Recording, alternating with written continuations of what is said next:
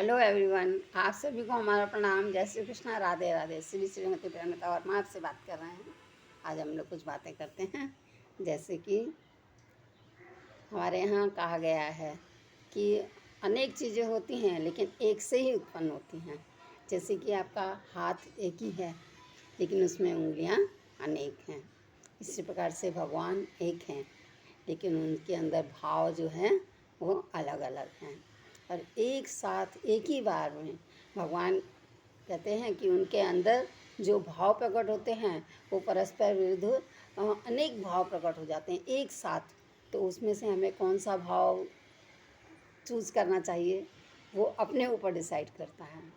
तो भगवान ने यहाँ बताया है कि अब आप उन्हीं के अंश हो तो आपके अंदर भी इस प्रकार की प्रतिक्रियाएँ होती हैं, जो कि आप एक साथ कभी कभी आप बैठते हो और ध्यान में, और उस समय जब आप सोचते हो तो आपके अंदर जो भाव हैं वो अनेक भाव बढ़ते हैं। कई बार एक साथ परस्पर विरुद्ध भाव प्रकट होते हैं अंदर, वो भाव आते रहते हैं, लेकिन उनमें से कौन सा भाव, कौन सी भाव को हमें ध्यान में रखना है और किस प्रकार से उसका उपयोग करना है, ये बहुत महत्व की चीज़ है। जैसे कि अभी उन्होंने बताया है कि 2 श्लोकों में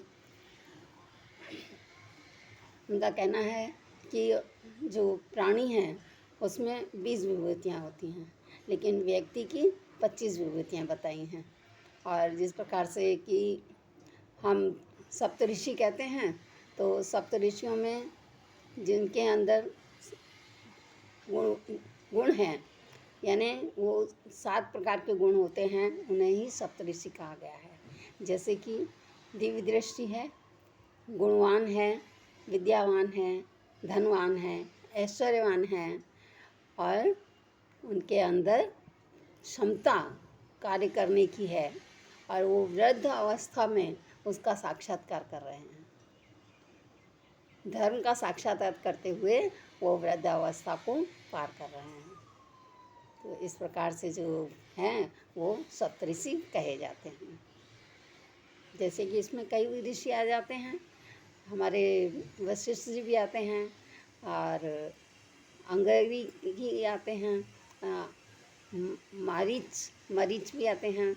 इसी प्रकार से बहुत सारे जो 7 ऋषि हैं उनको सप्तऋषि कहा गया।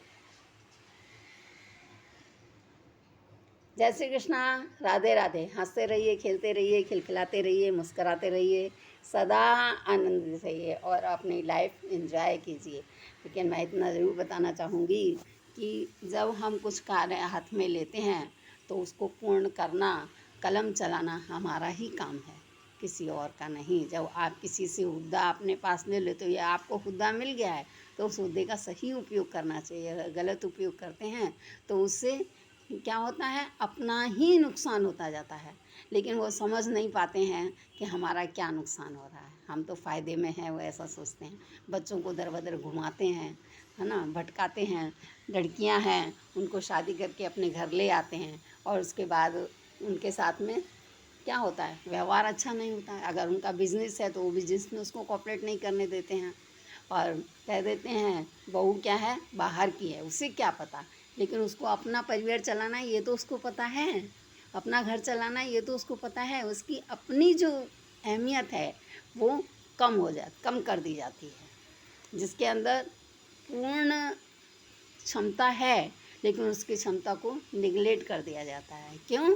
कि एक अपनी मैं के कारण। मैं एक इतनी बड़ी चीज़ है कि जो बच्चों को भटकाती है। बेटा हो, बहू हो, बेटी हो, कोई भी हो, सबको भटकाने का काम कर देती है। तो इसलिए हमेशा एकाग्रता होकर और व्यावहारिक रूप से मन के विचारों को सही रखकर काम करना चाहिए।